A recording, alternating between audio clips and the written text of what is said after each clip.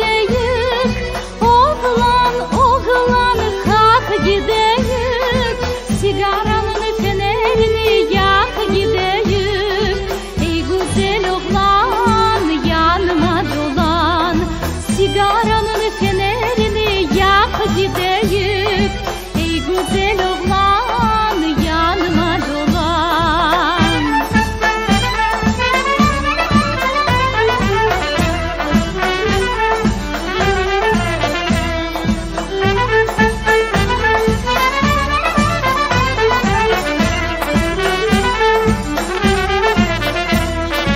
Oğlanın anası yürek yarası, oğlanın anası yürek yarası, yürek yarasına yoktur devası. Ey güzel oğlan yanıma dolan, yürek yarasına yoktur devası. Ey güzel oğlan yanıma dolan, yürek yarasına yoktur devası. Ey güzel oğlan yanıma dolan, yürek yarasına yoktur devası. Ey güzel oğlan yanıma dolan.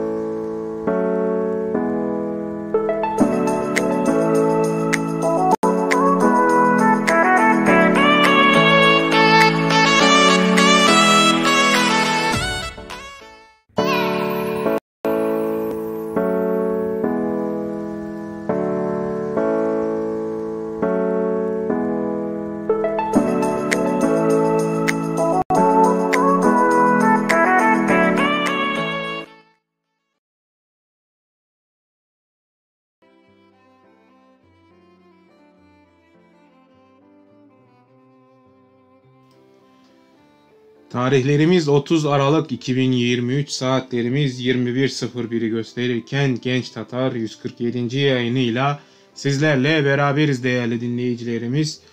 Ben Deniz Baybörü, mikrofonun başında şu anda sizlerleyiz. Sizlerle birlikte olacağız değerli dinleyicilerimiz. Yılın son yayınındayız. 30 Aralık, yarın 31 yılbaşına geldik, çattık. 2023 yılını da bitirmiş bulunuyoruz.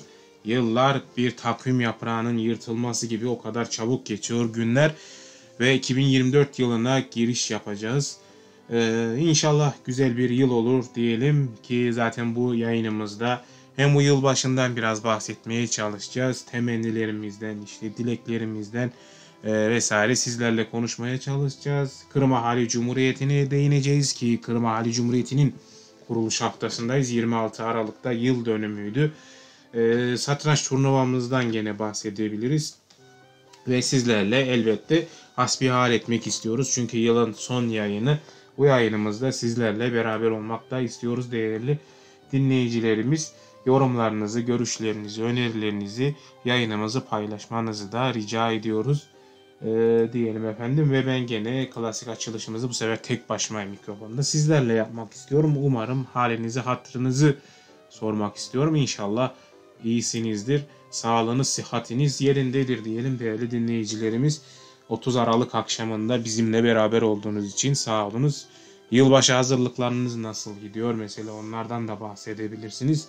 Nelerden konuşmak istiyorsanız sizlerle konuşalım değerli dinleyicilerimiz diyelim. Beni sorarsanız ben iyiyim çok şükür. Halimiz, sıhhatimiz yerinde diyelim. Yıla bitirmekteyken yeni yıla dair böyle beklentilerimiz bizim de var. İnşallah güzel bir yıl olur. Tabii elbette en büyük temennimiz Vatan Kırım'ın işgalden kurtulması değerli dinleyicilerimiz. Onun dışında diğer beklentilerimiz her insandan olduğu gibi şahsi beklentilerimiz de var. Efendim şöyle bir bakalım gelen giden bir yorumumuz var mı? Gözden kaçırmayalım. Okumaya çalışacağız. Okuyacağız tüm yorumlarınızı. Bekliyoruz diyelim değerli dinleyicilerimiz.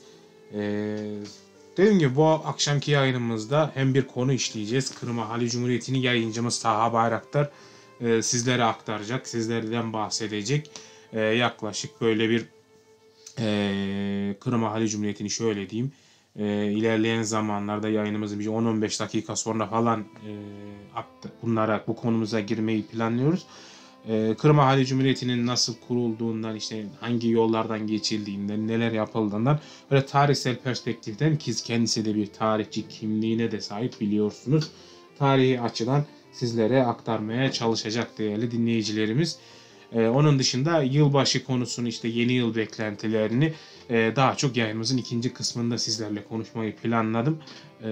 O zaman da inşallah bol sohbetimiz olur diyelim efendim. Ayrıca birkaç videomuz da var. Böyle sizleri nispeten böyle şenlendirmek amacıyla böyle mutlu bir şekilde yılı kapatmanızı sağlamak amacıyla böyle ufak bir hazırlık yapmaya da çalıştık elimizden geldiğince. Böyle Kırımlı oyuncuların çekmiş olduğu bir nasıl denebilir onun adına, böyle mini film ya da kısa film tarzında bir 10-15 dakikalık bir piyes mi, yani çok güzel hareketler bunlar, yani şöyle daha doğru ifade olacak, izlemişsinizdir hepinizin, böyle orada oyunun işte 10-15 dakikalık kesitini atarlar. Bu da aynı onun gibi bir versiyon. Burada yılbaşını, Kırım'da yılbaşı nasıl kutlanır, Mucizeler Gecesi ismiyle bir kısa video, onu sizlerle paylaşacağız. Daha sonra böyle kıyış yaşayış konuşma, böyle müziklerimiz gene sizlerle birlikte olacak. Böyle de bir planımız var değerli dinleyicilerimiz. Bu arada ben tekrardan bakayım, bir yorumumuz var mı? Şu anda gözükmüyor. Onları da bekliyoruz diyelim efendim. Evet, şu an diğer arkadaşlarımızın da gene sizlere ayrıca çok selamları var. Şu an mikrofon başında olmayanların, ki bazılarımız hasta evde yatıyor, bazılarımız işte çalışıyor, mesaiye kalıyor. Diğer arkadaşlarımız da gene ödevlerine, derslerine çalışıyorlar. Yılbaşı biliyorsunuz pazartesi tatil mesela. Küçük kardeşlerimiz var. Onların okuldan gelen ödevleri var. Onlarla meşgul. Ama herkesin ortak dileği, tüm dinleyicilerimiz, takipçilerimiz sizle beraber yeni yılınızı kutluyorlar. Sağlıklı, sıhhatli bir şekilde geçirmenizi diliyorlar değerli dinleyicilerimiz. Bugün derneğimizde misafirler de vardı. Onlarla Emel Kırım Vakfı'nın başlattığı Rus hapishanelerindeki mücadele insanlarımızla destek adına bir kartpostal kampanyası vardı biliyorsunuz. Ona binaen destek amacıyla derneğimizlere kartpostallar yazıldı üyelerimizle birlikte. Onların da beraber konuştuğumuzda Kırımlı arkadaşlarımız da vardı. Onlar da aynı dilekleri ifade ettiler. Sizlere aktarmamızı istediler bizim aracılığımızla. Onların da gene ortak paydada dilekleri bunlar. Ayrıca ki kartpostal da buna bir vesile oldu. Hani yılın bu zamanında kartpostalı yazarken yani son günlerinde, yeni yılda onlara da özgürlük dileklerinde bulundular. İnşallah yeni yıl Kırım Tatar siyasi tutsaklarına da özgürlük getirir diyelim efendim. Öyle bir dileklerimiz, düşüncelerde olmuştu değerli dinleyicilerimiz. İsterseniz bir ara şöyle bir fragman, hani bir jenerik arası verelim. Daha sonra Taha arkadaşımızı yayına alalım. Taha sizlere dediğimiz gibi Kırım Ahali Cumhuriyeti ile konumuzu anlatacak. Ondan sonra tekrardan biz mikrofonda başında olacağım ben Balbör olarak. Kısa bir aradan sonra yılbaşı konusunda orada bir sohbetimizi ettikten sonra yayınımızı sonlandırırız diyelim değerli dinleyicilerimiz. Böyle bir yayın akışımız olacak sizlerle. Ben burada hemen bir teknik olarak da bir kontrol edeyim. Taha hazır mı? Ona da bir bağlamak açısından teknik bir aksaklık olmaması için hemen şöyle bakıyorum. Evet, Taha da hazır gözüküyor. Hemen şunu da hazırlayayım. Evet, tamamdır.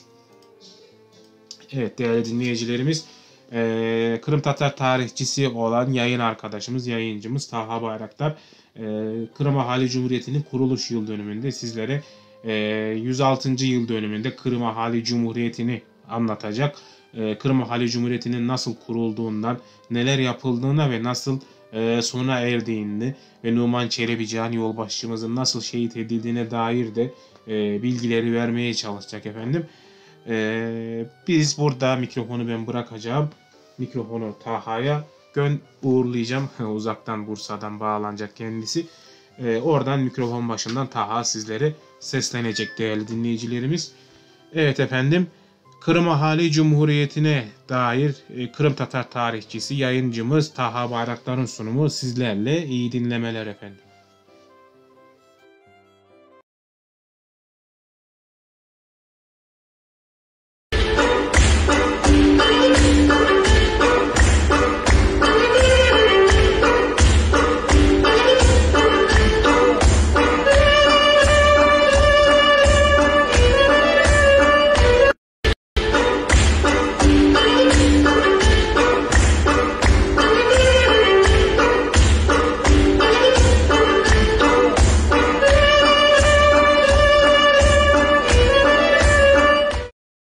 Herkese merhaba. Genç Tatar'ın 147. yayınında yine bendeniz Muhammed Taha Bayraktar'la birliktesiniz.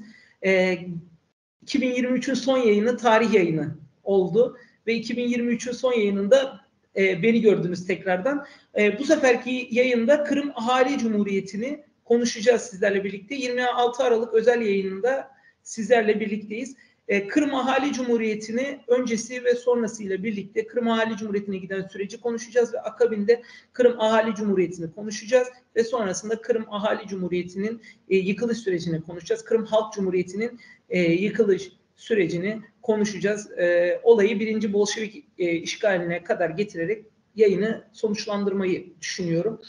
Öncelikle yayına olaylara girmeden önce bu dönemle ilgili önemli kaynaklardan kısaca bahsetmek istiyorum.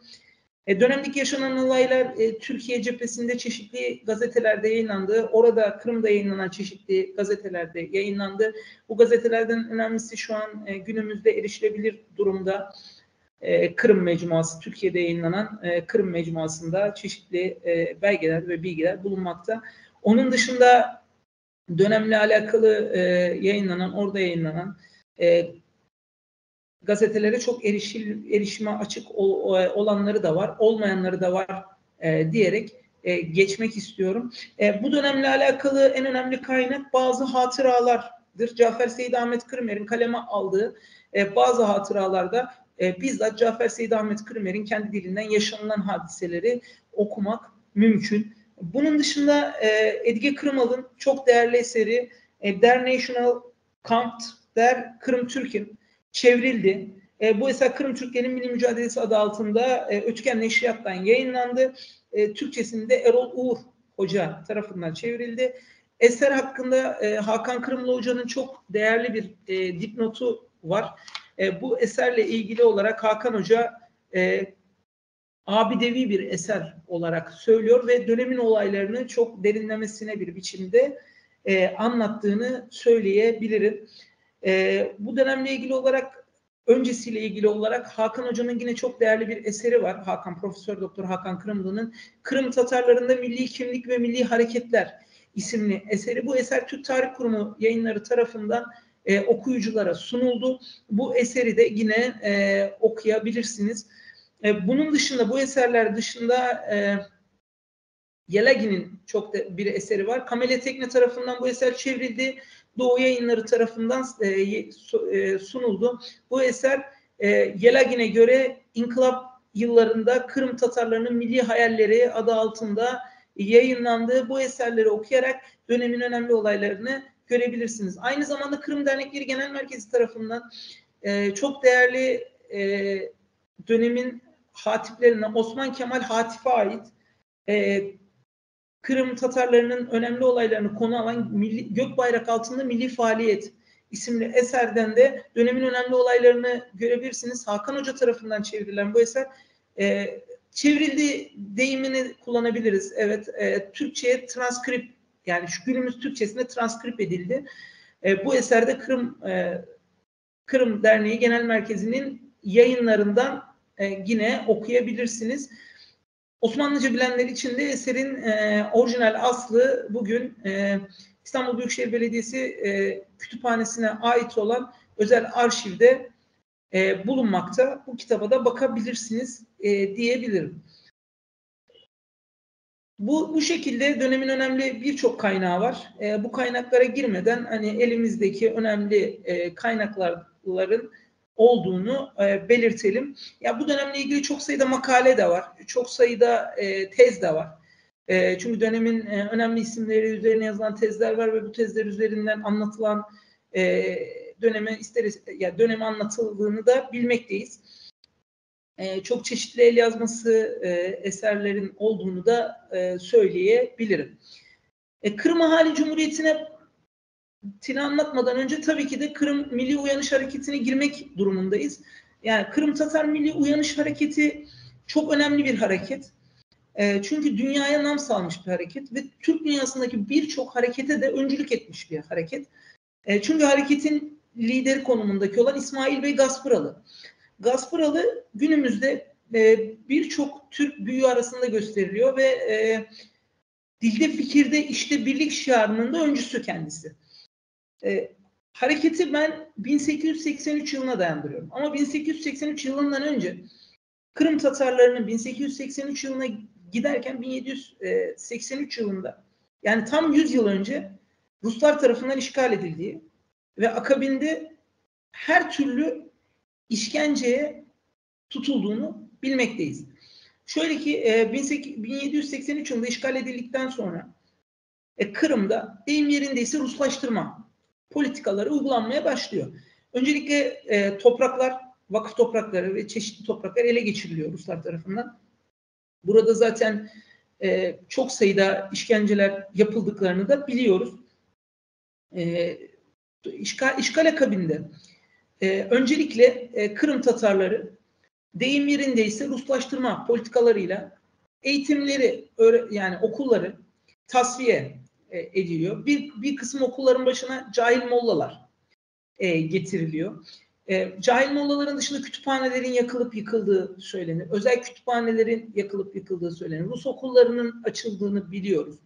Bu açılan Rus okulları içerisinde de Kırım Tatarlarını tamamen ele geçiremediklerini de biliyoruz ki, yani açılan Rus okullarında ki okuyan Tatar öğrenciler bir elin parmağını geçmeyecek düzeydeydiler. Çünkü korkuyorlardı Kırım Tatarları Rusların kurdukları bu okulda ve rahip yetiştiren okullar gözüyle bu okulları görmekteydiler.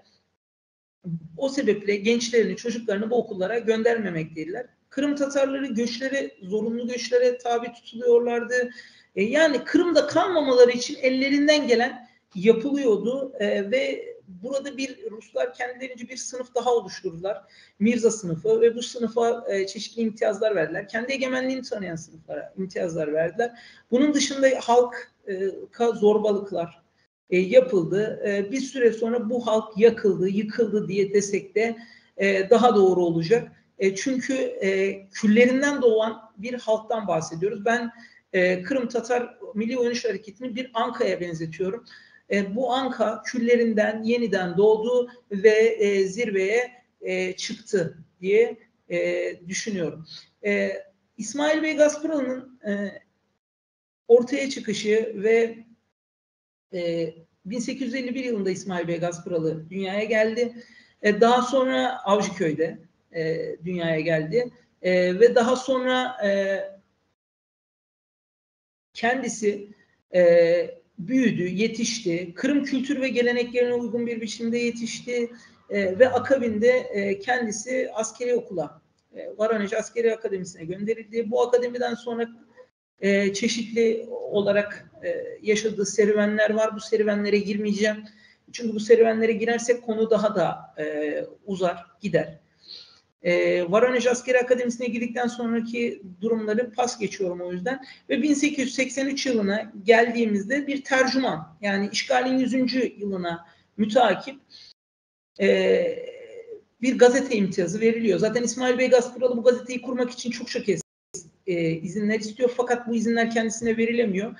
Ve 1883 yılında işgalin 100. yılına sebebiyle bu izni en sonunda alabiliyor. Tercüman Gazetesi'nin kuruluşu Kırım Milli davasının uyanış sürecinin de başlamasına sebep oluyor. Buna müteakip İsmail Bey Gaspıralı Kaytaza Mektebi'ne de bir nevi reformun getirilmesine de önce oluyor. Bu reform işte Kırım tasarları içerisinde bir uyanışın başlamasına da sebep oluyor. Yani bu uyanış, nasıl diyeyim size, gençler arasında yayılmaya, yani mektep vasıtasıyla gençler arasında yayılmaya başlıyor ve bu gençler arasında yayılmayla birlikte çok Kırım Tatarları içerisinde bir aydın sınıfı da yetişmeye ve görülmeye başlanıyor. Yani şöyle diyeyim, çok ilginçtir. Rus öğretmen okulları, Ruslar tarafından kurulan Rus öğretmen okullarındaki gençler de bu aydınlanmaya sebep oluyor. Yani hani bu aydınlanmanın büyümesine sebep oluyor. Çünkü bu okullar içerisinde yetişen çok sayıda Kırım Tatar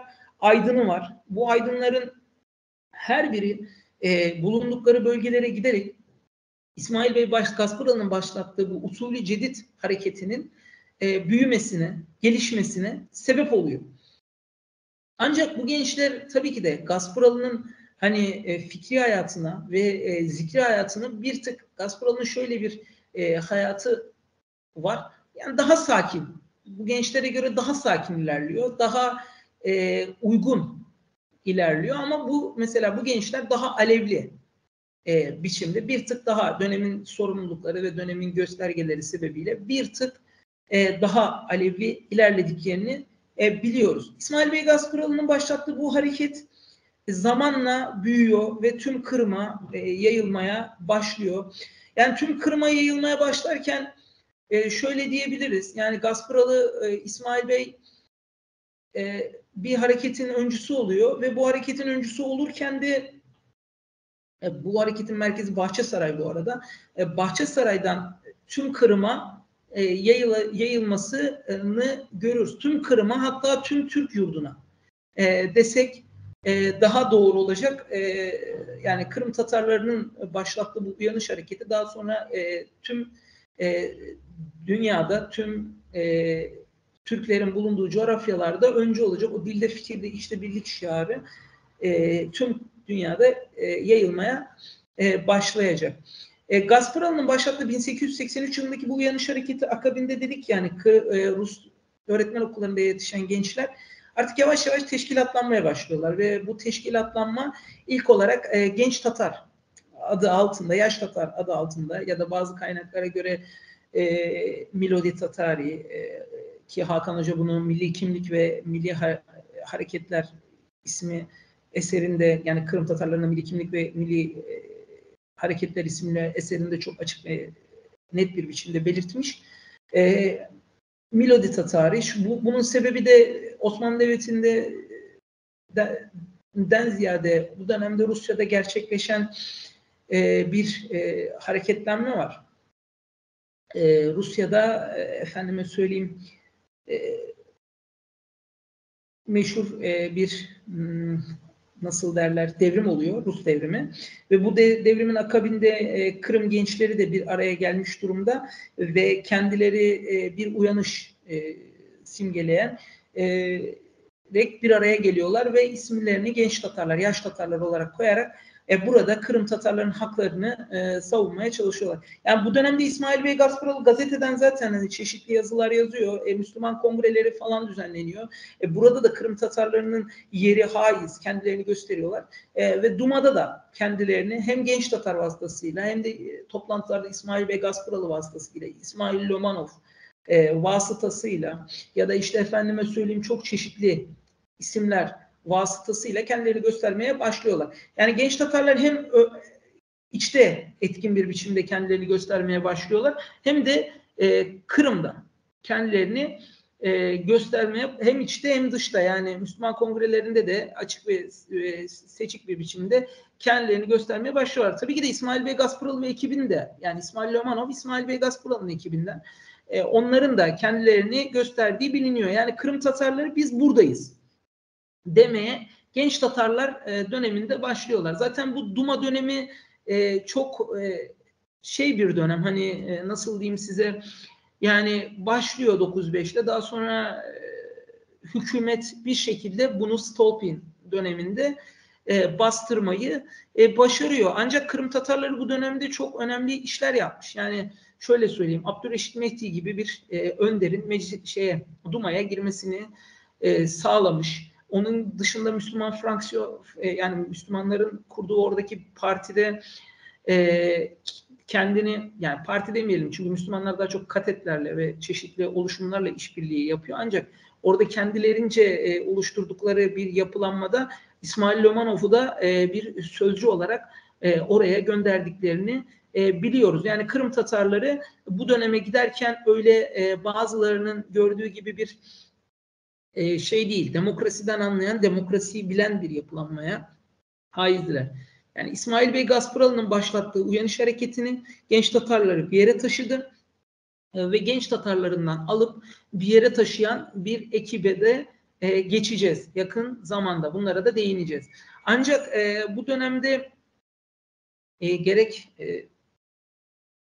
İsmail Bey Gasparalı çevresindeki topladığı genç güruhla, gerek efendime söyleyeyim genç Tatarlar çevrelerindeki topladıkları kişilerle kurdukları Vatan Adim isimli bir gazeteyle, ki İsmail Bey Gasparalı'nın tercümanına ek bir gazete de bu dönemde çıkıyor. İkili bir yapılanma şeklinde ilerliyorlar. Fakat genç Tatar bir süre sonra Çarlık yönetiminin baskıcı tutumlarından da etkilenmeye başlıyor. Aynı zamanda bu dönemde genç Tatar'ın kurduğu Uçkun adı altında bir yine mecmuatif bir yapılanma daha olduğunu da biliyoruz. Yani Kırım gençleri ve Kırım efendime söyleyeyim aydın sınıfı bu dönemde oluşmaya başlıyor. Yani Kırım Tatar milli davasını kurmaya, yönetmeye ve yüceltmeye götürecek olan aydın sınıfı bu dönemde resmen kendini açıkça göstermeye başlıyor. Onu geçtim, bunların içerisinde öğretmen sınıfı olanlar da var ve bu öğretmen sınıfının yetiştirdiği gençler de var. Bu gençler de belirli bir bilinç içerisinde kendilerini göstermeye ve kendilerini yükseltmeye başlıyor. Bu gençlerden biri de bizim bazı hatıralarla tanıdığımız Cafer Seyit Ahmet Kırımer. Yani Kırımer Yalta'da dünyaya geliyor. Yaltalı bir ailenin çocuğu. Yaltalı bir ailenin çocuğu. Burada büyüyor. Daha sonra eğitim almak için gidiyor. İstanbul'a geliyor falan derken, yani burada Cafer Seyit Ahmet Kırımer genç Tatar ekibiyle tanışıyor. Bunu bazı hatıralarında da belirtir zaten. Hatta onlarla birlikte, onların öğretmen sınıfı ile birlikte, ki bunların içerisinde Hüseyin Şamil Toktar Gaziler, ki büyük milliyetçidir. Abbas Şirinski, ki kendisi herkesin içerisinde Mirza ailesinden geliyor, büyük Şirinskilerden geliyor ve herkesin içerisinde babasına bile parmağını gösterip senin elindeki toprakları da bölüşeceğiz diyen Abbas Şirinski, sonra efendime söyleyeyim çok değerli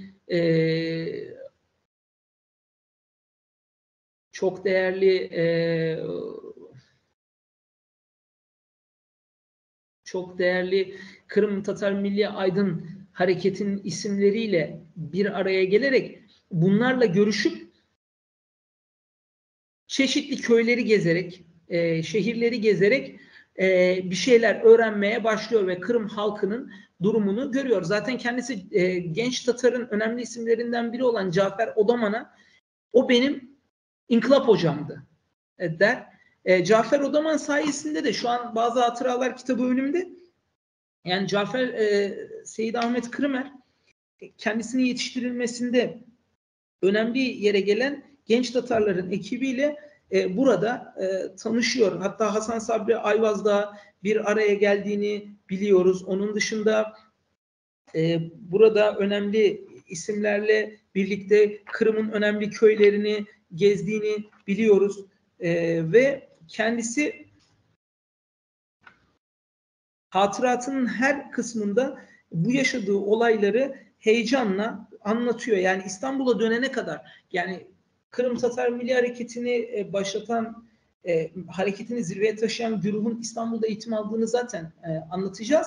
Fakat İstanbul'a İstanbul'a gidip İstanbul'daki oluşumları görüp daha sonra nasıl söyleyeyim Kırım'a döndüklerinde burada da boş kalmadıklarını biliyoruz. Yani Kırım Tatar aydın sınıfıyla bir araya gelerek onlarla birlikte sürekli konuştuklarını biliyoruz. Hüseyin Baliç ve kardeşi Abdülelim Baliç'le de bir araya geldiğini, hatta Baliç kardeşlerle birlikte Kırım'ın önemli kesimlerini de gezdiklerini biliyoruz. Daha sonra zaten 1907 yılında hani İstanbul'a döndüğünde, İstanbul'da bulunduğunda veya İstanbul'a döndüğünde de sürekli onlarla ikili diyalogda olduğunu biliyoruz. Hatta kendisi bazı hatıratlarında şöyle der: 1907 senesinde hayatımın bıraktığı müsbet ve mühim tesirlerde 1908'de de devam etti. Yani 1908 yılı çok önemli çünkü İstanbul'da bir meşrutiyet dönemi başlıyor ve bu başlayan meşrutiyet döneminden genç Tatarlar etkileniyor. Fakat zaten daha öncesinde Kırım'daki yapılanmadan ve Kırım'daki milli fikirli olan kişilerle de bir araya geldiğini biliyoruz Cafer Seyyid Ahmet Kırmer'in. Burada Hüseyin Baliç çok önemli bir kişilik. Yani Hüseyin Baliç'in, Abdülelim Baliç'in ve oradaki önemli öğretmenlerden Mehmet Tinçirov'un 1908'de kendisini ziyaret ettiğini biliyoruz. Bunun öncesinde Baliç biraderlerle birlikte önemli yerleri gezdiğini ve buradaki önemli kişilerle tanıştığını biliyoruz ki Cafer Odaman'a kendisi İnkılap Hocam der.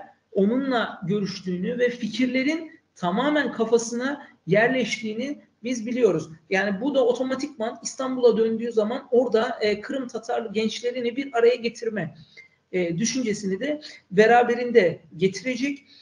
Şöyle ki bu dönemde Genç Tatar da, Kırım'a baktığımızda Genç Tatar Hareketi de bir sallantıda. Şimdi Genç Tatar Hareketi'ni detaylamasına sizlere anlatmayacağım. Çünkü bu tip hareketlere detaylamasına girersek yani burada çok konumuzun dışına çıkmış oluyoruz.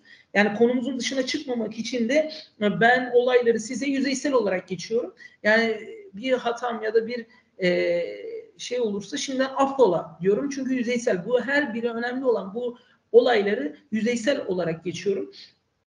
Şöyle ki bu dönem içerisinde Kırım'daki gençler ufak çaplı olarak bir araya gelmeye başlıyorlar. Bu gençlerden birisi de Numan Çelebi Cihan, Kırım Ahali Cumhuriyeti'nin önemli isimlerinden biri. Numan Çelebi Cihan, Cafer Seyyid Ahmet Kırmer, bu dönemde burada bulunan çok değerli gençler var. İşte Bekir Sıtkı Çobanzade, efendime söyleyeyim, dahası burada önemli tarihçilerden biri Abdülhakim Hilmi gibi önemli isimler bir araya gelip oturup konuşup sohbet ettikleri bir şey oluyor ve bu oluşum zamanla evriliyor ve Kırım Talebe Cemiyeti etrafında 908 yılında birleşiyor. Kırım Talebe Cemiyeti daha sonra kendi içerisinde siyasi bir oluşum olan Vatan Cemiyeti'ne de dönüyor. Vatan Cemiyeti adı altında da toplanmaya başlıyor. Bu da 909. Yani İstanbul Kırım'daki Kırım Ahali Cumhuriyeti'ne giden süreçte önemli yerlerden biri. Bunun dışında Bahçesaray önemli yerlerden biri. Karasupazar önemli yerlerden biri. Çünkü Genç Tatar Hareketi'nin merkezi. Zaten İsmail Bey Gasparalı'nın başlattığı bu hareket şehirlere de yayılıyor demiştik. Bu dönemde İsmail Bey Gasparalı Genç Tatar Hareketi kendini gösterirken İsmail Bey Gasparalı'nın da boş durmadığını biliyoruz. Öğretmen Fevzi Altuğ İsmail Bey Gasparalı'nın yanında duran sayılı aydınlardan biriydi. Ben de tezimi hazırlarken öğretmen Fevzi Altuğ'un hayatını okurken şöyle bir şeye denk gelmiştim ve bu denk geldiğim şey çok, yani nasıl diyeyim, çok nasıl söylenir, çok etkilemişti beni. Çünkü öğretmen Fevzi Altuğ'un olduğu o dönemde birçok aydın, hani o dönemdeki birçok hızlı düşünen ve birçok ateşli düşünen aydından bahsediyorum. Ki zaten genç Tatarlar da böyleydi. Fevzi Altuğ tam tersine İsmail Bey Gaspuralı gibi sakin ve sessiz davranıyordu. Yani burada şu yanlış anlaşılmasın. Kırım Tatarları demokratik bir halktı. Yani İsmail Bey Gaspuralı kendi içinde böyle gençlerden oluşan bir hareketlenmeye böyle şiddetle karşı vermedi. Aslında bu hareketlenmede yine bir gibiydiler. Çünkü dışarıda böyle şiddetli, ters bir tepki, evet kendi işlerinde ters tepki vardı. Kendi işlerinde çalışırken İsmail Bey Gaspuralı çokça kez bu gençlere sakin olması gerektiği öğütünde bulunduğu çeşitli kaynaklarda görülmekte. Ancak hani bu gençlerin önünü kesecek bir biçimde günümüzdeki muhalefet gibi sert, böyle ters bir tepki verdiğini de ben yani en azından görmedim. Hatta Şefika Gaspuralı Abdülreşit Mehdi'nin çokça kez evlerine geldiğinden bahseder. Yani çokça kez evlerine geldiğinden, hatta babasıyla birlikte fikir alışverişinde dahi bulunduğundan bahseder. Yani bu bile Kırım Ahali Cumhuriyeti'ne giden süreçte Kırım aydınlarının durumlarını göstermekte. Yani günümüzde bile mesela fikri ayrılığa düşüyor iki grup ve birbirini lekelemeye ya da birbirini kötülemeye başlıyor. Ancak o dönemde böyle bir durum söz konusu değil. Fikri ayrılığa düşülse dahi iki tarafta birbirinden fikir birliği edinmesi durumunda olduklarını da görüyoruz. Fakat beklenilenin tam tersine, yani hani İstanbul'daki gençlerin fikri birliği de bu dönemde kendini göstermeye başlıyor.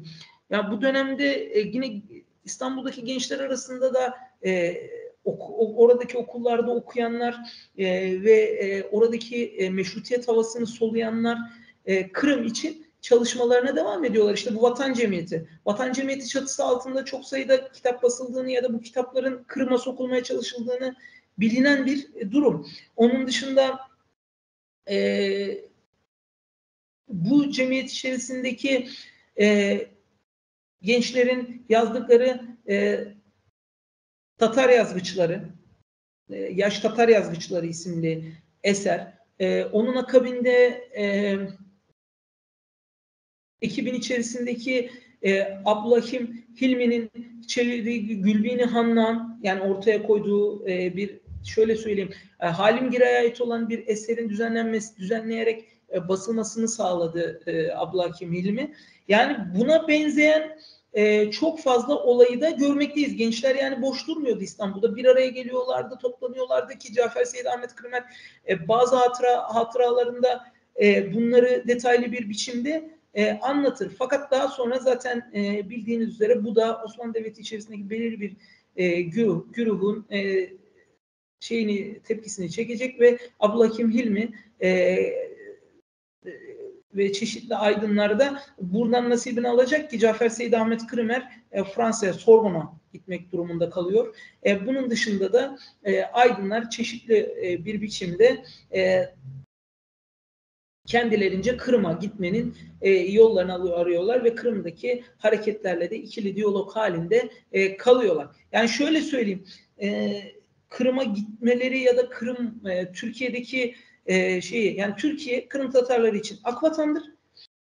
Ben öyle nitelendiriyorum. Yani Kırım Tatarları içerisinde olan bir tarihçi olarak Türkiye akvatan, Kırım gökvatan. Yani hani iki taraf için de bu önemli bir şey. Yani Türkiye'de Kırım'daki hareketlenme devam ediyor, fakat Türkiye'de de bir hareketlenme olduğunu biliyoruz. Hatta bu hareketlenme büyüyor ve Kırım'a yayılıyor. Bunu da biliyoruz. Şöyle ki bu dönemde Stolpi'nin baskıcı yönetimleri hem Kırım rüştiyelerini zedeliyor hem de Çarlık yönetiminin tekrar yönetime ele alması, Dumaları dağıtması ve akabinde güç gösterisi yapmaya başlaması, Kırım rüştiyelerini bitirmesi, onun akabinde Genç Tatarı hareketini durgunlatması, Genç Tatar'ın yayın organı Vatan Adimi'ne verdiği zararlar ve akabinde Vatan Adimi'nin kapatılması, Kırım aydınlarının oradaki Kırım aydınlarının dağılması, kendilerini hareketi bireysel olarak yürütmeye başlaması buradaki görülen en büyük gerçeklerden biri. Yani aydınların dağıldığını görüyoruz. Bu aydınları da yine bir araya bu gençlerin, yani İstanbul'daki gençlerin bir araya getirdiklerini de görüyoruz. Yani çok olay var.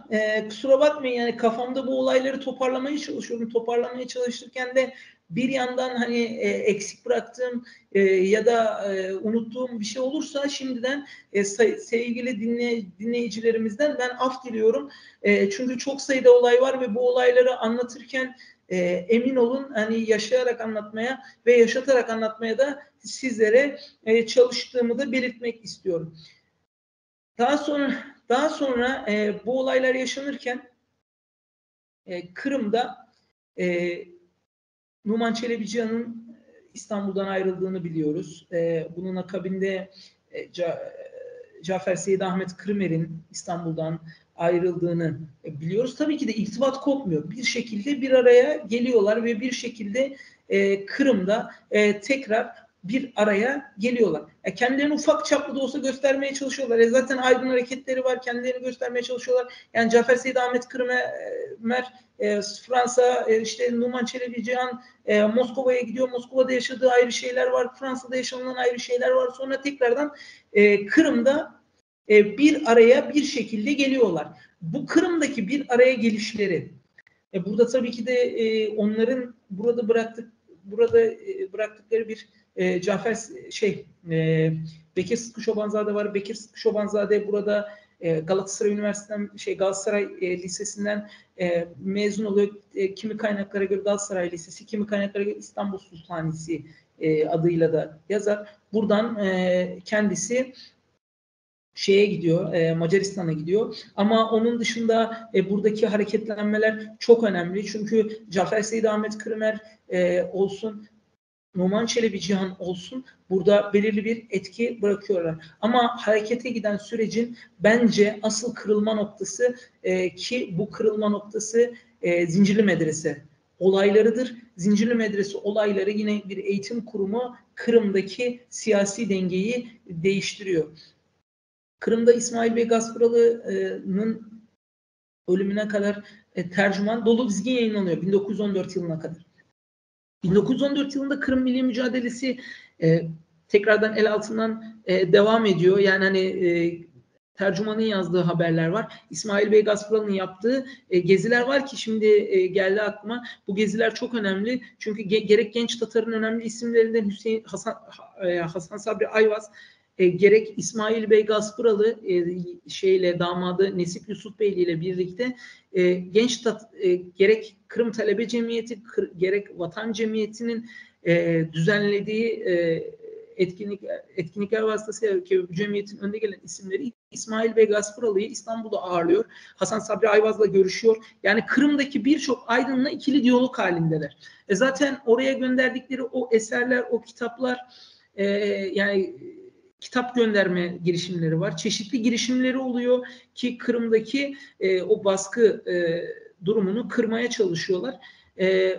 Yani Genç Tatar'ın çözülmeye başladığı yerde Kırım Vatan Cemiyeti ve Kırım Talebe Cemiyeti'nin bayrağı almak için büyüdüğünü söylesek yalan olmaz. Yani hiç yalan olmaz. Zaten Kırım Ahali Cumhuriyeti'ni yani Kırım Ahali Cumhuriyeti de Kırım Halk Cumhuriyeti'ne giden süreçte bu durumu zirveye taşıyan, bu durumu tepeye taşıyan kişiler Vatan Cemiyeti ve Kırım Talebe Cemiyeti çatısı altında birleşen Kırımlı gençler ve Kırımlı Genç Tatar'ın dağılmakta olan alimleri ve aydınları İsmail Bey Gaspıralı'nın yetiştirdiği, onun metoduyla yetişen gençler. Yani bu üçünün bir araya, bir çatı altına gelmesi Kırım Ahali Cumhuriyeti'nin temellerini ve durumunu zirveye taşıyan bir durum. Şimdi bu gençler Kırım'a gidiyor. Bu Kırım'a gidiş dönemleri ve arada yaşadıkları o olayları anlatmayacağım. Kırım'a gittikleri dönemde bu dönemde çok sayıda öğretmen de orada var. Hatta çok acı kayıplar yaşanıyor. Onları da belirtmek istiyorum. Yani 1912 yılında maalesef ki Genç Tatar'ın lideri Abdülreşit Mehdi hastalıktan ölüyor ve Kırım Tatar Milli Davası'nın Cumhuriyete gidiş sürecini genç yaşında kaybettiği için hayatını göremiyor. Bunun dışında Kırım Tatar İnkılap Hareketlerinin önemli isimlerinden Hüseyin Şamil Tohtar Gazi bulunduğu köyde Saraymen köyü olması lazım. Köy ahalisi tarafından, ki diyoruz ya Genç Tatar Hareketi dağıldı. Kısmen dağıldı, bireyselleşti. Hüseyin Şamil Toktar Gazi öğretmen olarak hala daha halkın aydınlanması için çabalıyordu. Fakat köy halkı tarafından öldürülüyor. Bu acıdır. Yani bunu tercüman satırlarına taşımıştır. Hüseyin Şamil Toktar Gazi ve Abdülreşit Mehdi gibi iki önemli aydınlı, iki önemli uyanış hareketi aydınını kaybediyor. Öğretmenini kaybediyor Kırım Milli Davası. Fakat buna rağmen Kırım, yani İstanbul'da kendini geliştirmiş, İstanbul'da kendini yetiştirmiş gençler dolu dizgin bir biçimde Kırım'a dönüyor. Bu dönemde tercümanda biliyorsunuz bir bayrak değişimi de oluyor. İsmail Bey Gaspıralı 1914 yılında vefat ediyor. O büyük bir miras bırakıyor ve vefatında dahi çok sevdiğim bir dostum vardı. Burada yayına konuk almıştım onu. Onunla da bir sohbetimiz sırasında Batuhan'a buradan selam olsun. Batuhan Kaynakçı'ya, çok değerli dostuma selamlarımı iletiyorum. Onunla burada konuşurken mesela o her zaman şunu söyler. İsmail Bey Gaspıralı'nın vefat dönümü benim açımdan çok beni duygulandırır. Şundan dolayı beni çok duygulandırır. O dönem ki Kırım hareketinin bir çeşit o vefatta bir araya gelen aydınların ve hareket içerisindeki önemli önderlerin kararları alıp ahali cumhuriyetine giden süreci hızlandırdıkları bir dönem olduğundan bahseder ve bu dönem önemli hareketlenmelerinde sebebi oluyor. Zincirli Medrese hususuna gelecek olursak, ki ben bu Zincirli Medrese hususunu çok önemli buluyorum. Yani İsmail Bey Gaspıralı'nın yaptığı şunu söyleyebilirim. Yani 1908 yılına geldiğimizde İsmail Bey Gaspıralı durdu mu? Hayır, durmadı. Yani bu dönemde İsmail Bey Gaspıralı'nın durmaması şuradan da görebiliyoruz. Yani tercüman matbaası Kur'an-ı Kerimler basarak bu Kur'an-ı Kerimler vasıtasıyla kendi adamlarına çok değerli öğretmen Fevzi Altuğ gibi önemli isimleri çeşitli Türk coğrafyalarına göndererek çeşitli nabız yoklamalar yapmaya gidebilecek kadar bile çeşitli faaliyetlere devam ediyor. Sadece sessiz kalıyor. Yani İsmail Bey Gaspıralı'nın durumu bu yani. Hani bizler gelir geçeriz. Fakat lakin Marif-i Milliye yaşayacaktır düsturuyla başlayan bir hareket. Bunun dışında İsmail Bey Gaspıralı'nın eğitim yazıları kitaplaştırıldı. Burada rastgele bir sayfayı açtığımda bir yazısında şöyle bir dipnotu vardır. Halimiz çaresiz zannedilmesin. Çaremiz vardır ancak ciddi efkara ihtiyacımız var. Yani fikri olarak dizgin, sakin ve atak bir durumda. Hatta 909'da gidiyor, bu talebeleri de ziyaret ediyor. Yani kendini gösteriyor. Yani aynı zamanda yapılan Müslüman bir kongrede halkın yaşa Gaspıralı, yaşa Gaspıralı, yaşa Gaspıralı diyerek de oradaki bulunan kişilerin naralar attı biniyor. Yani İsmail Bey kendinden bir şey kaybetmedi. Genç Tatar Kırım'da kendini gösterdi. İsmail Bey Gaspıralı da kendini gösteriyor. O 1914'teki vefatı ve onun cenaze töreni bir dizi hareketlenmelerin başlangıcı olacak. Yani şöyle, Zincirli Medrese önemli bir kurum. Zincirli Medrese içerisinde önemli hareketlenmeler var. Bu hareketlenmeleri başlatan olay bir öğretmenin ki tezimde de ben bu konuyu anlatmıştım. Keza Hakan Hocam da bu kilit konuya kendi yazdığı Kırım Tatarlarında milli kimlik ve milli hareketlerde değinmiştir. Süleyman Kırımtayev olayı ve Numan Çelebi Cihan'ın, Hasan Sabri Ayvaz'ın kendini gösterdiği o olay Kırım Ahali Cumhuriyeti'ne giden süreci hızlandırmış ve Kırım halkının bu gençleri benimsemesine sebep olmuştur. Ya bu olay çok önemli bir olay. Şöyle ki Kırım'daki en önemli kurumlardan biri Zincirli Medrese. Hatta İsmail Bey Gaspıralı'nın medrese-i âli, yani üniversiteye giden götürmeye çalışan projesinin de önemli kurumlarından biri. Yani Zincirli Medrese çeşitli içinde isyanları görüyor.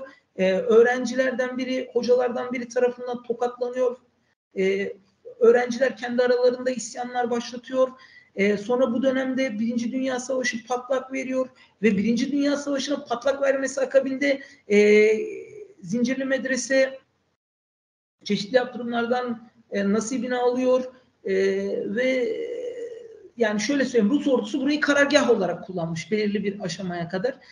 Bu sebeple öğrenciler de kendi aralarında tekrar hani hocalarının yenileşmeye gitmesini, artık bu tip hareketleri görmek istemedikleri hususunu belirtiyor.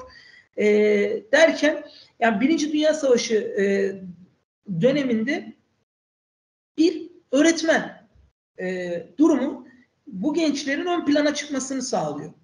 Yani şöyle ki medrese yönetiminde bulunan Habibullah Efendi vefat ediyor.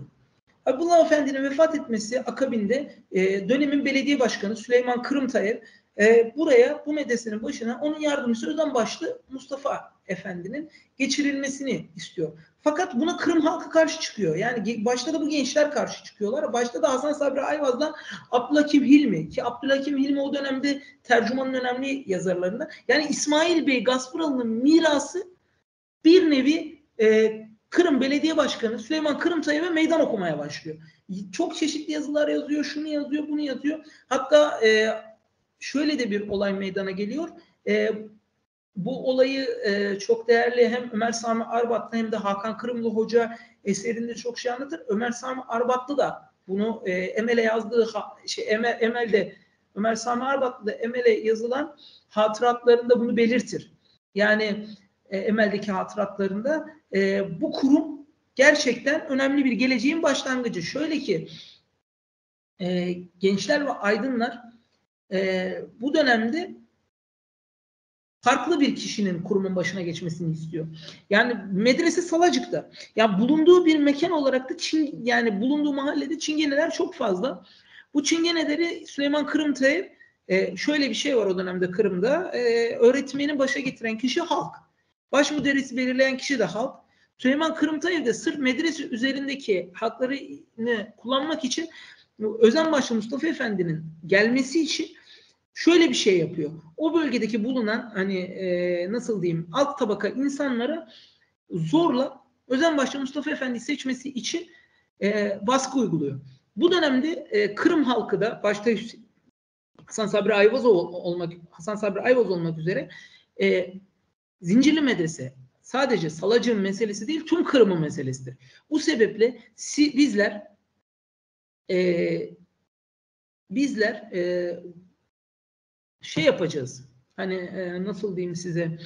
Bizler hepimizin bunu seçmesi gerekiyor. Yani bu müderrisi seçmesi gerekiyor. Hatta 2 tane de adayları var. Bu 2 adaydan birisi Kırım Yükseliş Devleti'nde ve bu dönemdeki önemli isimlerden biri ki Kırım Tatarlarının milli mücadelesinde de kendini sık sık gösteren Yakup Kemal Efendi. Ancak Numan Çelebi Cihan'ın ona Lord dediği ve onu çok fazla müderris olarak istemediği de konuşulur. Diğeri de İbrahim Tarık Ahmetoğlu'dur. Ki İbrahim Tarık Ahmetoğlu çok büyük bir muhalif aynı zamanda. Hani bu dönemde kendini açıkça gösterecek isimlerden biridir. Onunla ilgili de bir tespitim var. Onu da size biraz sonra anlatacağım. 2 tane adayı var.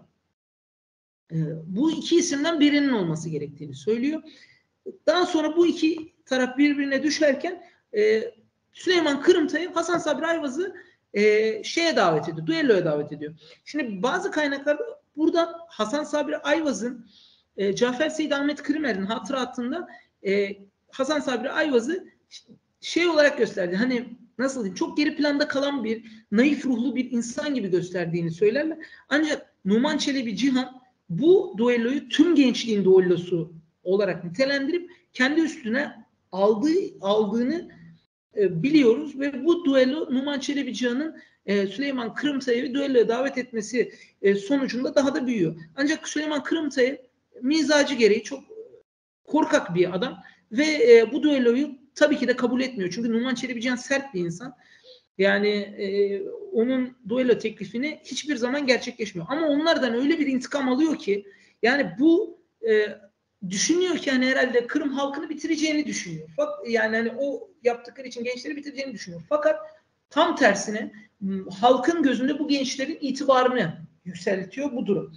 Yani gençler halkın gözünde kahraman gibi görünüyorlar. Çünkü istedikleri oluyor mu, istedikleri de olmuyor. Çünkü Özen Başlığı Mustafa Efendi 1917 yılına kadar yani Zincirli Medrese'nin müderrisi olarak kalıyor. Ancak gençler halkın nezdinde büyük konuma geliyor. Burada bu gençleri askeriyeye ihbar ediyor Süleyman Kırımtay'ı.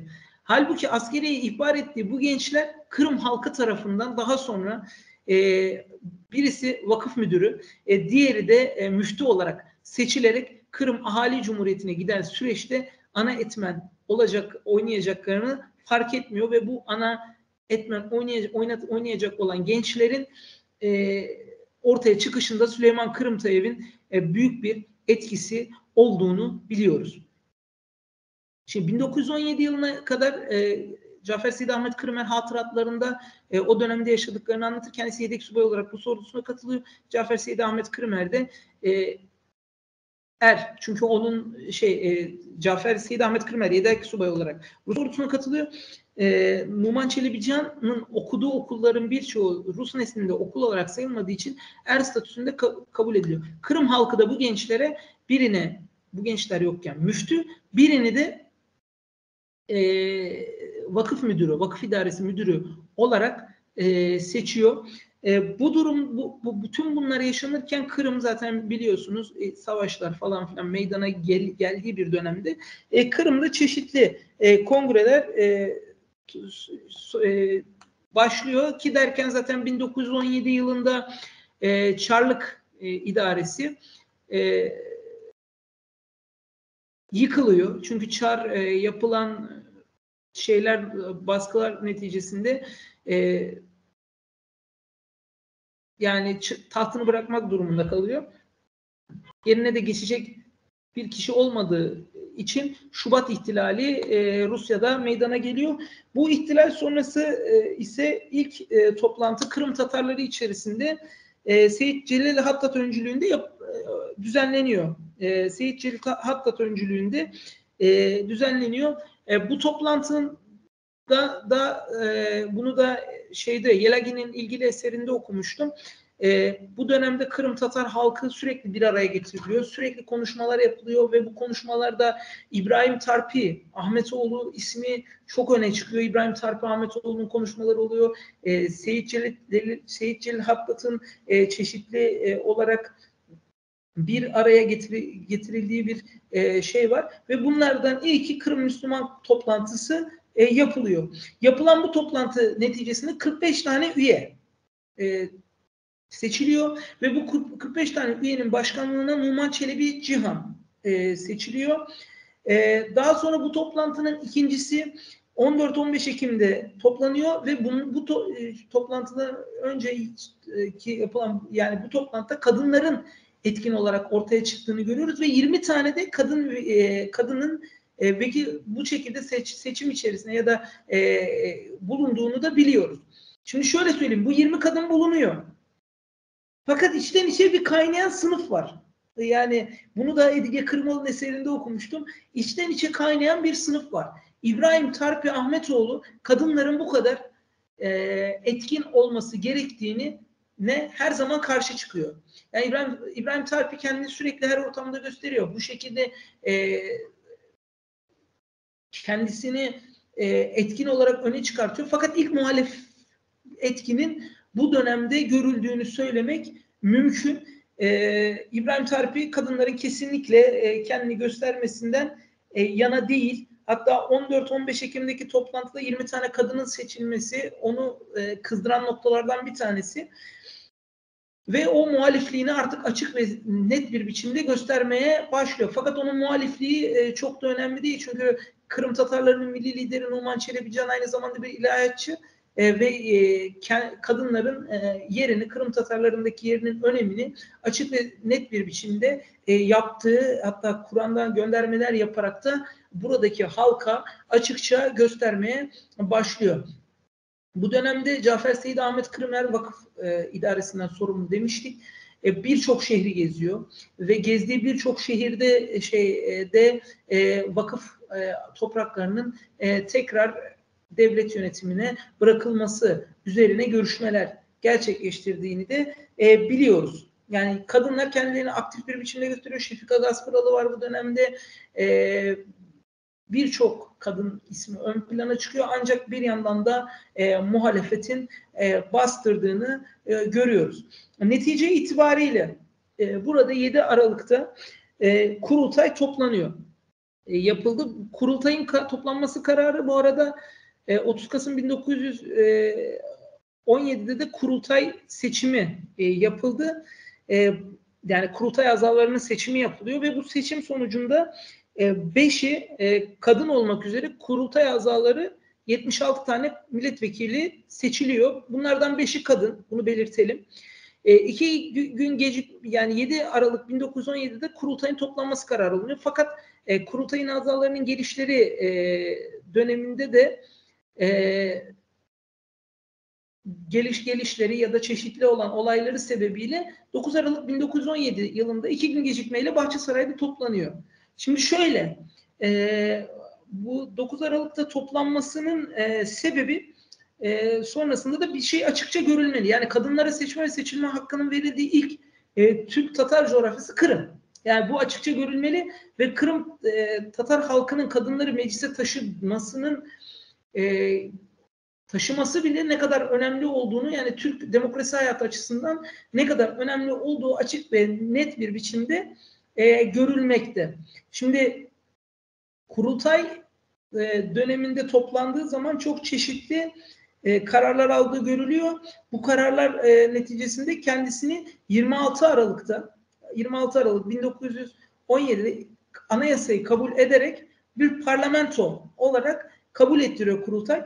Kırım Anayasası şöyle Gültekin imzalı bir yazıyla Emel Kırım Vakfı'nın yayınladığı Emel Kırım Vakfı'nda yayınlandı 1900 Anayasa. Yani bu bir makale şeklinde yayınlandı. Kırım Anayasası 1917 yılında yayınlanan anayasa 18 maddeden ibaret. Bu maddelerden birinci madde, ikinci madde ve 16. ve 18. maddeyi sizlere okumak istiyorum. Bu maddelerden birincisi kurultay her milletin kendi irade-i milliyesi, hayatın millisini kurması esasını kabul ediyor. Yani burada bir nevi irade, yani bağımsızlığı kabul etmiş oluyor. Bu maddelerden ikincisinde gizli müsavi doğrudan doğruya bütün milletin reyiyle saylanan meclis-i mebusanın devamını kabul eder. Yani kadın erkek herkesin oylarıyla bu meclis-i mebusanın kurulduğundan bahsediyor. 16. madde Kırım Ahali Cumhuriyeti'nin esasını kabul eden maddedir.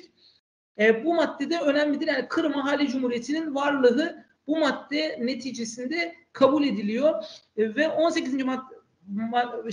maddeye bakıldığında yani 16. maddenin önce devamını da okumak isterim.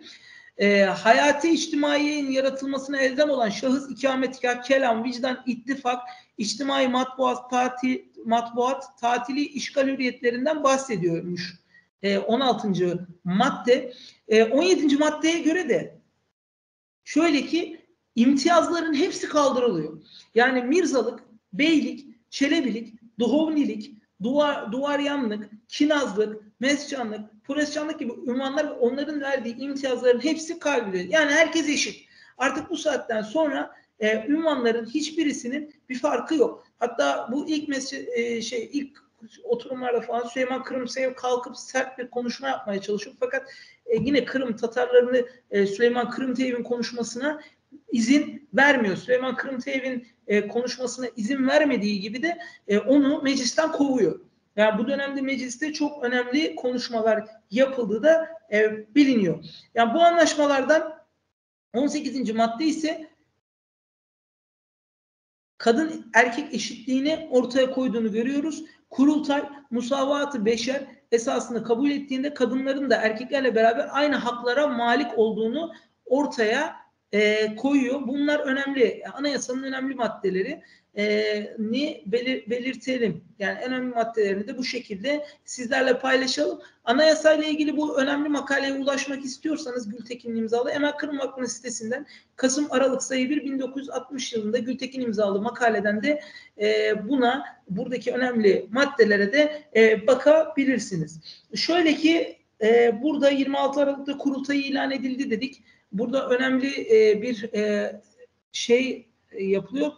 Kurultayda daimi 3 tane parlamentoda kurultay parlamentoya dönüştü. 3 tane de daimi reis seçiliyor. Bu reislerin 3'ünden 2 tanesinin öğretmen olduğunu belirtmek istiyorum. Bunlardan birisi Hasan Sabri Ayvaz, birisi Cafer Seyit birisi de Abdülhakim Hilmi'dir. Cafer Ablayev de 3. aday olarak da seçiliyor. Yani parlamentonun aynı zamanda Rusça ve Türkçe katipleri var. Çok değerli Ufuk Aykol yazdığı makalesinde bunları da belirtmiş. Bu katiplerden birisi Ali Badaninski, Rusça katipliğine, Türkçe katipliğine de Seyit Ömer Efendi Tarakçı seçiliyor. Şimdi bunların yapılmasının akabinde Meclis-i Mebusan'ın da kurulmasının akabinde bir hükümet seçilmesi gerekiyor. Bu hükümet seçiminde 40 onaya karşı 20 redde karşı muhalif oya karşı bir hükümet seçiliyor ve bu hükümet şunlardan oluşuyor. Hükümet reisi ve adliye müdürü Numan Çelebi Cihan, Harbiye ve Hariciye müdürü Cafer Seyit Ahmet Kırımer, Diniye Müdürlüğü'ne Ahmet Şükrü Efendi, Marif Müdürlüğü'ne İbrahim Özenbaşlı, Maliye ve Vakıf Müdürlüğü'ne de Seyit Celil Hattat'ın seçildiğini görüyoruz. Cafer Seyit Ahmet Kırımer bu yönetiminde aynı zamanda Başbakanlığına da seçiliyor. 27 Aralık'ta aynı zamanda bir gün sonrasında da Akmescit başkent ilan ediliyor ve aynı zamanda bu yayınlanan Kırım Ahali Cumhuriyeti Anayasası yani kanuni esası hem Türkçe hem de Rusça olarak Kırım'da yayınlanıyor. Bu dönemde çok önemli gelişmeler de oluyor. Harbiye Vekilliğine seçilen Cafer Seyit Ahmet Kırımer Rus demişim özür diliyorum. Bir ordu teşkil edilmesini sağlamaya çalışıyor ve bununla ilgili de görüşmeler yapıyor. Aynı zamanda Kırım Tatar adlı alaylarının da Kırım'a gelmesini de sağlayan önemli etkenlerden biri. Bu dönemde meclis içerisinde bayrak çalışmaları yapılmaya başlıyor. Bu bayrak çalışmaları Osman Nuri Akçokraklı öncülüğünde yapılmaya başlanıyor. Daha önce Numan Çelebi Cihan'ın sözünü etti. Daha önemli gelişmeler de var aslında. Bu gelişmelerden 3 tane Numan Çelebi Cihan'ın yaptığı konuşmadaki bu Kırım Ahali Cumhuriyeti öncesinde yapılan bir konuşma. 3 tane önemli kurumun kurulması kararı da bir nevi alınmış oluyor. Bu kurumlardan bir tanesi İsmail Bey Gasparalı'nın adının verildiği bir tekrar söylüyorum bu Kırım Ahali Cumhuriyeti'nin ilanından önce gerçekleşen bir şey. Şimdi aklıma geldi. Sizlerle de onu da paylaşmak istiyorum. Bu paylaşmalardan birincisi diyor ki Cafer Seyit Ahmet Kırımer birincisi Milli Müze birisi okul yani bir İsmail Bey Gasparalı'nın adını verdiği bir zanaat okulu kurulması ve bir de bir nevi bir kütüphane meydana getirilmesi. Yani bu o Milli Müze'nin başına da bu dönemde önemli aydınlardan Hüseyin Badaninski getiriliyor. Osman Nuri Akçokraklı Hüseyin Badaninski çok yakındır. Onun adını anınca o da geldi aklıma. Onu da paylaşmak istiyorum. Ve Hüseyin Badaninski Hüseyin Badanalı bir süre sonra Kırım Ahali Cumhuriyeti'nden yani Kırım Halk Cumhuriyeti'nde önemli vekillerinden biri haline geliyor. Yani bu öğretmenlerin hepsi şöyle söyleyeyim Yakup Kemal Efendi, İsmail Tarpiye Ahmetoğlu, efendime söyleyeyim birkaç tane daha önemli öğretmen bu meclisin önemli isimlerinden bir araya geliyor. Yani bir konuşmamızda bir hocamız Ali Bodaninski'nin ve ekibinin sol kanatı oluşturduğunu, bir ekibinde sağ kanatı oluşturduğundan bahsetmişti. Evet mecliste bir muhalif kanat oluşmaya başladı solcu ama kesinlikle meclis her zaman hani çalışmalarını yapmaya çalışan, birlik içerisinde hareket etmeye çalıştığını da biliyoruz. Ancak bir şekilde bir boşluk oluşuyor ve bu bir şekilde karara bağlanamıyor. Hatta bir dönem Numan Çelebi Cihan'a bile muhalefetlik yapılmaya başlanıyor ve kendi içlerinde dahi muhalif bir kanadın oluştuğunu da biliyoruz. Hani bu muhalif kanat bile kendi içlerinde çeşitli çatışmalarla oluştuğunu da görmekteyiz. Zaten bu boşluk ve bu ortaya bir şeylerin koyulamaması bir süre sonra Bolşeviklerin etkin bir biçimde Kırım'da etkin olmalarına ve Kırım'da yönetimi devirmelerine sebep olacağını da göreceğiz. Çünkü Kırım Ahali Cumhuriyeti çok uzun sürmüyor. Bir süre sonra Bolşevikler gelip Kırım'ı işgal etmeye başlıyorlar ve Kırım'a gelen o polku birlikleri ve bunun akabinde Kırım'daki o askeri birlikler Bolşevikleri egale edemiyor ve 27 Ocak 1918 yılında Bolşevikler tarafından Kırım işgal ediliyor ve Kırım'ın işgal edilmesi akabinde Kırım Ahali Cumhuriyeti'nin yöneticisi Numan Çelebi Cihan ve birkaç kişilik ekip alınarak Akyar'a götürülüyor ve burada yargılamalarına başlanıyor. Bunun akabinde Kırım Ahali Cumhuriyeti yıkılıyor ve yıkılması sonrasında da Kırım'da büyük bir kargaşa dönemi başladığını söyleyebilirim.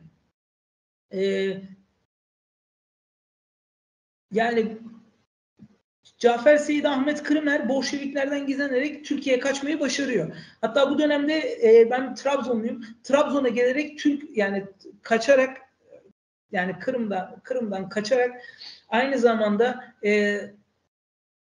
Türkiye'ye gelerek burada Bolşeviklerden gizlenerek yani kaçıp Türkiye'de Trabzon'da Türk heyetiyle de görüşmelere başlıyor.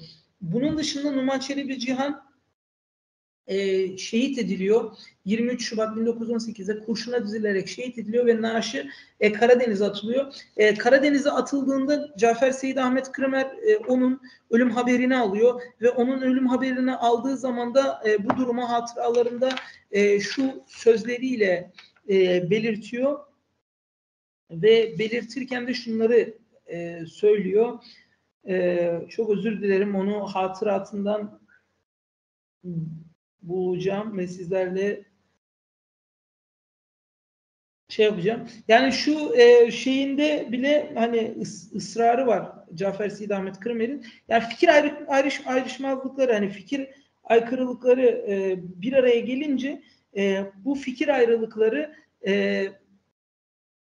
ayrılıkları otomatikman Cafer Seyit Ahmet Kırımer ve ekip içerisindeki belirli kişileri bir araya getiriyor ve bu ekip içerisindeki kişilerin bir araya gelmesi de otomatikman hükümette bir sıkıntılara sebep oluyor ve bu sıkıntılar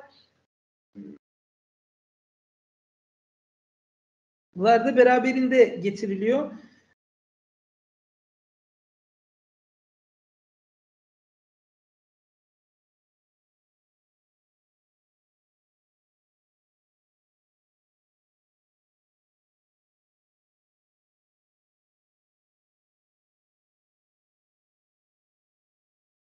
Hatta bu dönemde yani çok şeydir, yani acıdır. Cafer Seyit Ahmet Kırımer'in ölüm haberi, Cafer Seyit Ahmet Kırımer Numan Çelebi Cihan'ın ölüm haberini aldığı zaman yani buz kestiğini söyler ve şu cümleleri şunları yaşadığını, yani yaşadıklarını açıkça belirtip onu da sizlerle paylaşacağım. Şu an bazı hatıralar önümde, oradan sayfayı bulmaya çalışıyorum. Çok özür dilerim. Yani orada mesela şunu der: Çelebi Cihan'ın ölüm haberini aldığında, o gün babamın ölüm haberini almış olsa idim, herhalde bu kadar ızdırap çekmezdim. Her tarafta her an Çelebi Cihan'ı görüyordum. Kafam yalnız onunla meşguldü. İstanbul, Kırım, Petersburg. Her tarafta çalışmalarımız, dertleşmelerimiz, ehemmiyetsiz bütün işlerimiz gözlerimde canlanıyordu diyor ve bu şekilde bir dostun arkasından umutsuzca yani ve hüzünlenmiş paylaşımını da görüyoruz. Bolşevikler Kırım'ı işgal etmelerinin akabinde karışık bir dönemi de beraberinde getirecekler. Çünkü bu dönemin akabinde beyaz kızıl çatışması Kırım Yarımadası'na sıçrayacak ve bu sıçrama öyle bir sıçrama ki yani Kırım Tatarları hem Kızılların arasında hem de Beyazların arasında sıkıntılar yaşamaya başlayacaklar. Cafer Seyit Ahmet Kırmer kaçtı dedik. O da çeşitli vasıtalarla tekrar Kırım'a dönecek. Yani bu dönemde Beyaz Ordular da Denikin de geliyor, Wrangel de geliyor. Her geldiklerinde de bir sıkıntı, onlar da sıkıntı getiriyorlar. Yani şöyle söyleyeyim, Fevzi Altuğ'un eserinde yani Bolşevikler evet Kırım'a büyük zarar verdiler. Bolşeviklerin yanı sıra Beyazlar da zarar verdiler. Yani Fevzi Altuğ Wrangel döneminde öğretmenlik yaparken hatıralarında, anılarında bundan bahseder. Yani Wrangel dönemi bizim kendi milli mekteplerimiz kapatıldı, bizlere zararlar verildi. Hatta yani bu dönemde birçok kişiden ajanlık teklifi aldığını da yani açıkça belli eder. Cafer Seyit Ahmet Kırmer zaten ikinci Kırım'a gidişinde yani Trabzon'a geldi, destek aldı falan filan. Almanlar Kırım'ı işgal etti.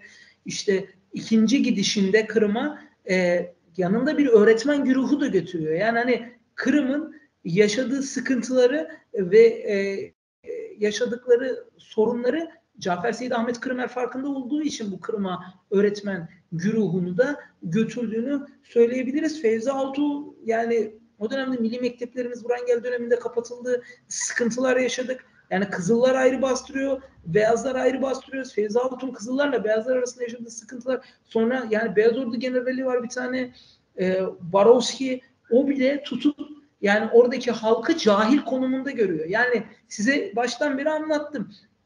Anlattıklarımda bile Kırım Tatar aydın sınıfı oluştu, demokratik seçimler var, kadın erkek eşitliği falan derken yani bu bile hani gelip okulları şey yapıp sen tutup da orada bir halkı cahil yerine koymaya çalışıyorsun ve halk da kendi içinde öğretmen Fevzi Altuğ seçiyor ve çıkıp konuşuyor Barovski'ye karşı. Bu makaledir ve bunu Milli Yurda anlatmıştır. O da şuna getiriyor deyim yerindeyse. Ne Kızıllar ne Beyazlar. Bizler Kırım Tatarlarıyız. Sizler bizleri tanıyacaksınız'a getiriyor. Bunun akabinde çok değişik olaylar da var kendi içinde. Fakat ben bu olayları üstünkörü geçtim. Üstünkörü anlatmaya çalıştım. Çünkü işgal dönemlerine gelirsek Bolşevik işgalleri Beyaz Ordu'nun geldiği dönemler ve Almanların işgal ettiği dönem her biri ayrı bir olay. Onlara Edge Kırmal'ın Kırım Türklerinin Milli Mücadelesi isimli kitabından okuyabilirsiniz. Daha detaylı olarak anlatılmış. Yani ben okurken de kendimde belirli bölümlerde emin olun gözyaşları içerisinde okuyorum. Fakat biz tarihçiler duygularımızı işimize katmamamız gerekiyor maalesef ki. Elimden geldiğince hemen hemen yayınımız kaç dakika olmuş? Hemen hemen bir saate yaklaştık. Yani bir saat içerisinde bir saatte geçtik. Size Kırım Ahali Cumhuriyeti'ne giden süreci az da olsa özetlemeye çalıştım. Belirli hususlarda anlatmaya çalıştım. Genç Tatar'ın bu yayınında Kırım Ahali Cumhuriyeti'ni anlattık. Yeni yıl bu şekilde yani birinci işgal dönemine kadar ve Numan Çelebican'ın şehadetine kadar ki dönemi bu şekilde özetleyerek yayını bitirmek istiyorum. Yayında ve yapımda emeği geçen Genç Tatar ekibine teşekkürlerimi sunuyorum. İnşallah ileride tarih yayınlarında daha da değerli hocalarımızla bu dönemi yine tekrar masaya yatıracağız. Daha detaylı olarak da inceleyeceğiz. Biz elimizden geldiğince bugün anlattık. 2023 yılını bitiriyoruz. 2023 yılı çok esrarengiz bir yıldı ve hepimizin yaşadığı çeşitli olaylara izlediğimiz bir yıl oldu. Çok gerek Kırım Tatarları açısından gerek de işte bizlerin açısından çok önemli bir yıl. Kendim bu yılın sonrasında 2024'ün çok güzel bir şekilde geçmesi dilekleriyle sizlerin hepinizin yeni yılını kutluyorum. Ve yeni yılın hepimize güzel günler getirmesini diliyorum. Hepinizi ayrı ayrı selamlıyorum. İyi günler diliyorum efendim. İyi günler diliyoruz. Genç Tatar adına, önce Genç Tatar adına iyi günler diliyorum. İyi haftalar diliyorum ve iyi yıllar diliyorum. Sonra da ben tarihçi Muhammed Taha Bayraktar adına iyi yıllar dileyerek yayınımı bitiriyorum. İyi günler dilerim.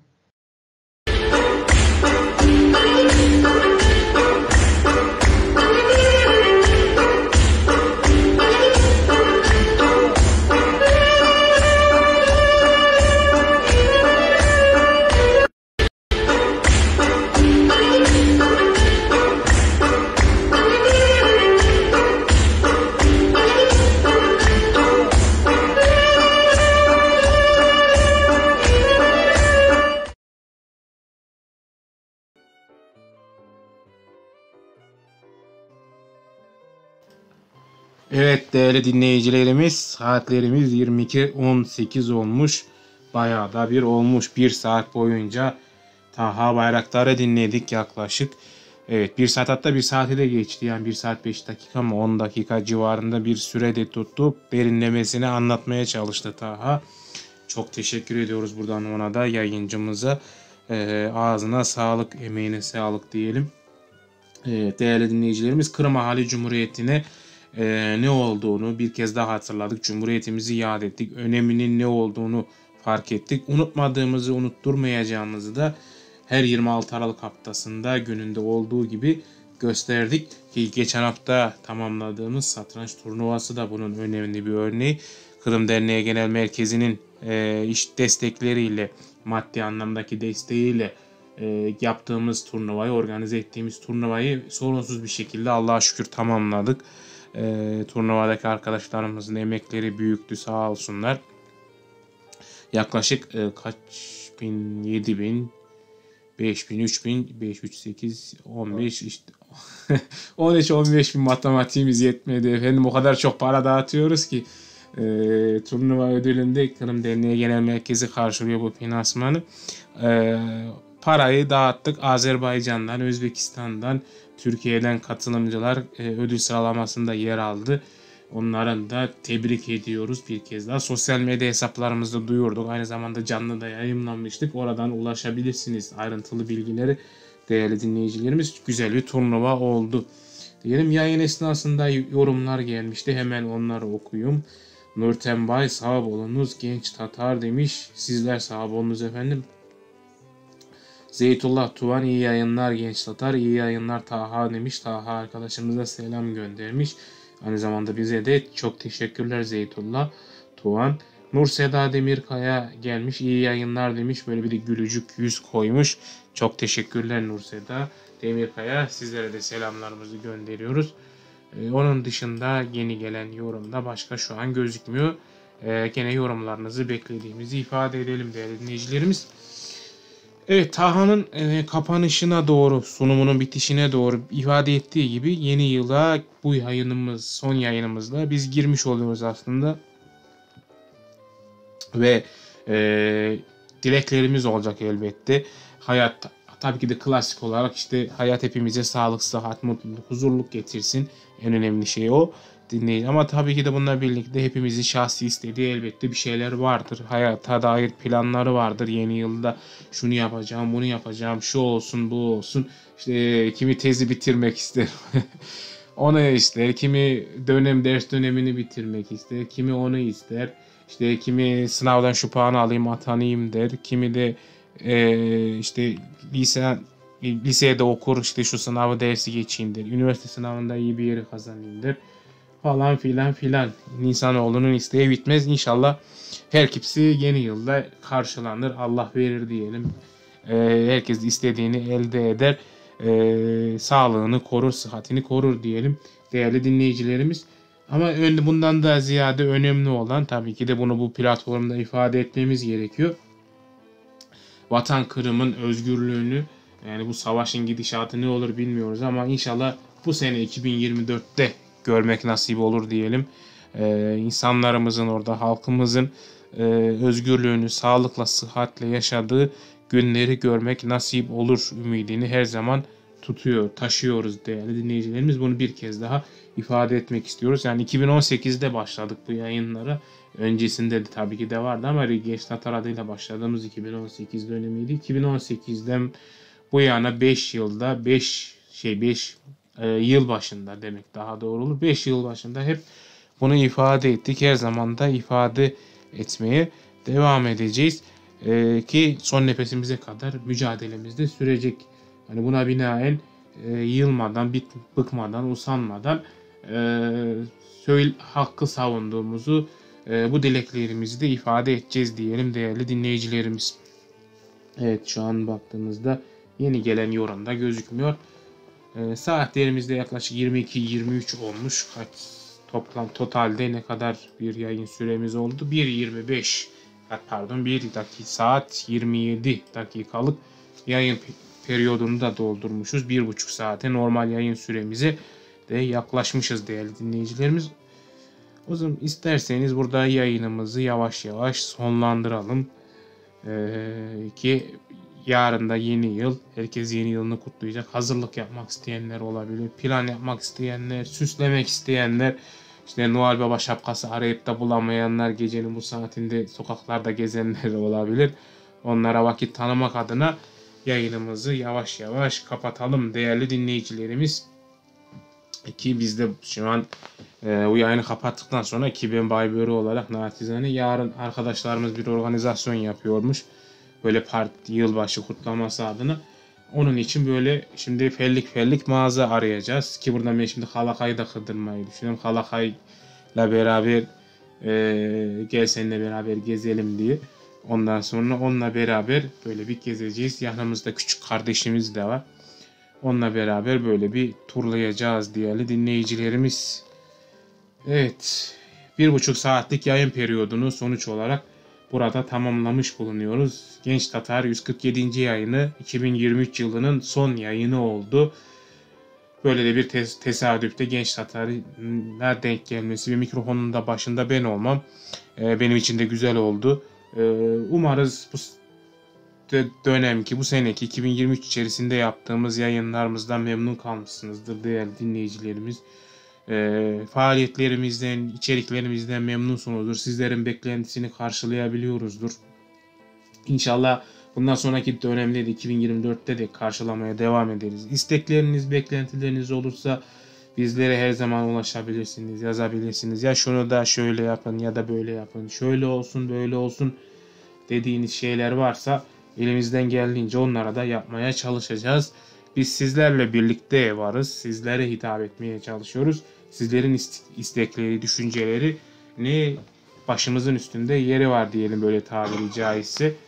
Hani esnaf veli nimetimizdir. İzleyiciler, dinleyiciler de bizim veli nimetimizdir diyelim. Böyle bir benzetmeyle yayınımızı burada kapatalım değerli dinleyicilerimiz. Genç Tatar çatısı altındaki tüm üyelerimizin sizlere selamlarını ileterek Genç Tatar yeni yılınızı kutladıkları dileklerini ifade ederek yeni yılınızı kutlar. 2024 yılının sizlere sağlık, sıhhat, mutluluk, huzur, isteklerinizin gerçekleştiği bir yıl olması dileğiyle Genç Tatar 147. yayınını burada kapatıyoruz. 2023 yılına elveda, 2024'de hoş geldin diyoruz ve sağlıkla kalınız değerli dinleyicilerimiz. Yeni yılda görüşmek dileğiyle o klasik berbat espriyle yaparak yayınımızı burada kapatıyoruz. Sağlıkla kalınız.